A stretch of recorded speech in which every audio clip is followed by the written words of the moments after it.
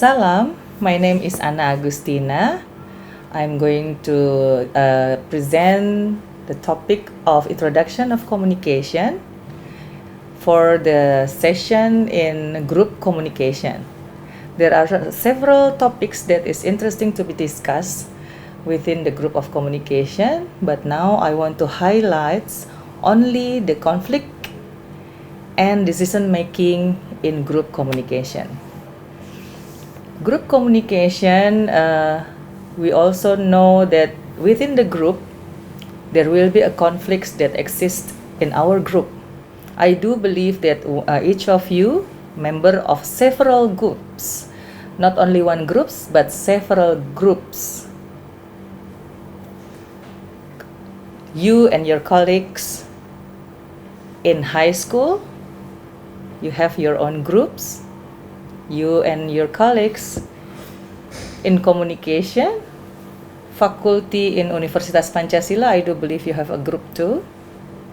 And then in your home, maybe your mom and dad, your siblings, there are another groups. So one person usually being part of several groups. And each of your groups, sometimes there is a conflicts in existence. So what is the cause of the conflicts within the group communication? Two factors that encourage the conflict or ignites the conflict within the group communication. Firstly, assertiveness. Secondly, cooperativeness. So within the group, there is two important things that we need to be aware of in order not to ignite the conflict. Assertiveness of each individual within the group will make a cohesiveness within the group become more and more harmony and understand each other. You know more about your other member of the group. If you give more information about you to others, and also others give more information to you, and then all of the members of the group will be in harmony.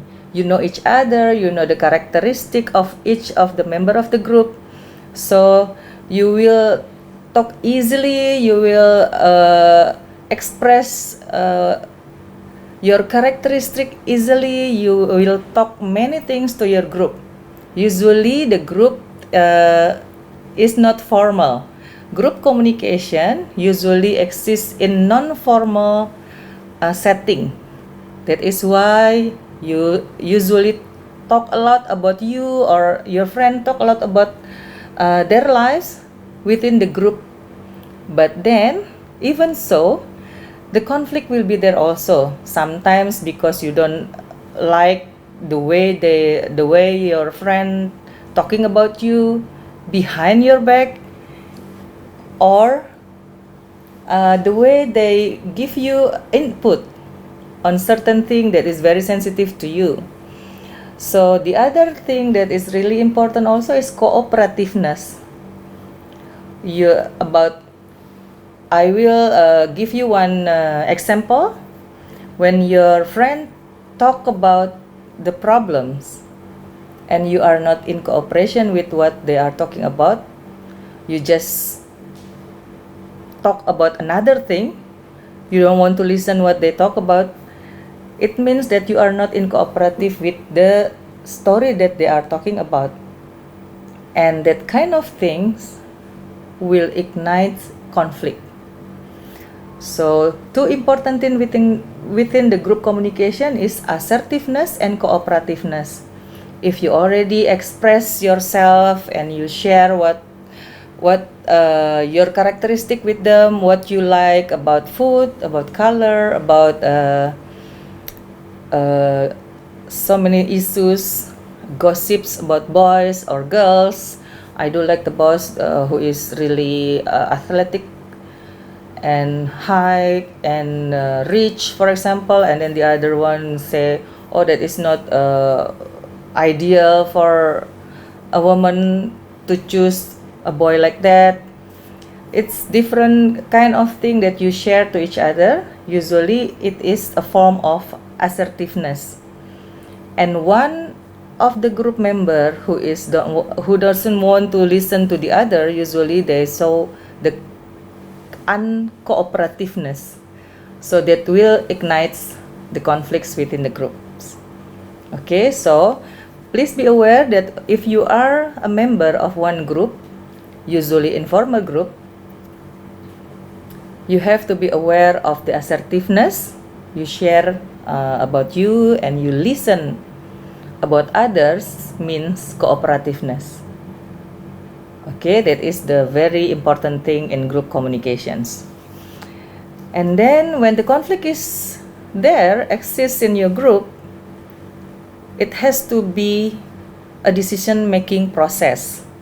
So within this session, I will share that there is 5 decision-making process within the group communication. The first one is consensus. Okay, now we agree with Anna, but next time I will ask for solution from other member of the group, not Anna again, for example, like that. It is consensus. The other one, the second one is compromise. The third, majority vote.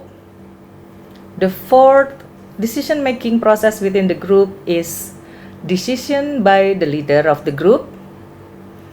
And the last one is arbitration. Arbitration means you need the third party to mediate the conflict that exists in your group.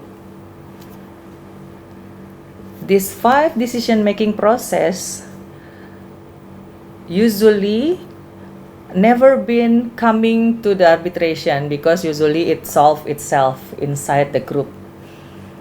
Using the majority vote, for example, if you want to decide where to go for the next holidays, and then you will ask the vote from your group member, who will be going to Bali or Jogja. Okay, next time where do we want to go, Bali or Jogja, and then votes.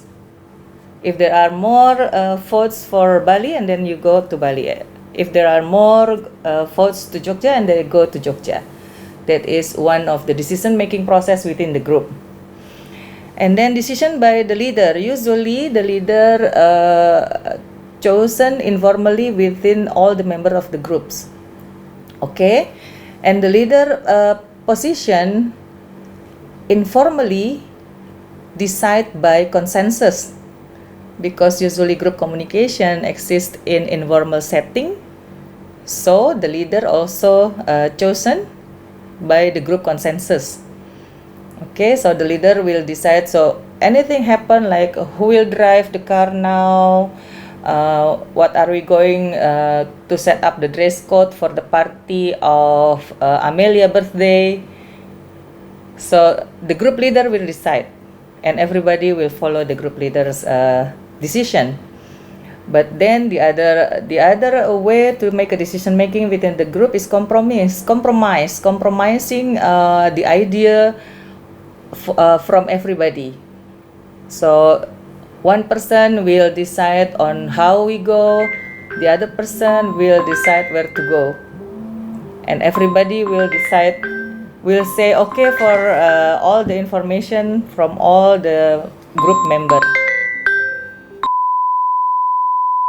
Okay, so that is 5 decision-making process within the group communication. Firstly, consensus.